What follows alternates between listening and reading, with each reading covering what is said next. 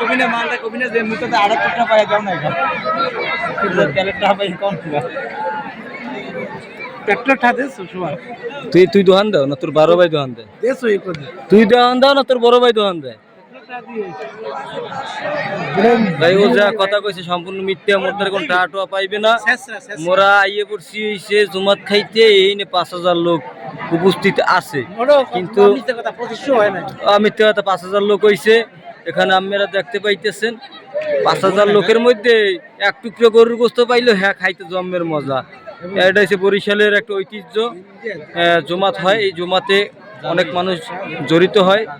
এক জায়গায় হইয়া মোরা মনে করেন গোস্ত ডাল দিয়ে ভাত খাইয়া এবার চলে যায়। ওই যে নিশান, এই যে নিশান দেখতে পাইতেছেন, এই নিশান পাওয়াটা একটা ভাগ্য।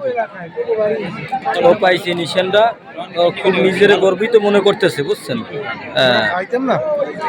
আর কিছু কবি আছে, কিছু কবি না পানি খাও। আমি কি বলবো? হ্যাঁ আমি বলবো আজকে আমার মন ভালো নেই। কেন? না পানি খাও না। আর মন ভালো নাই? আচ্ছা রাখি ভাই।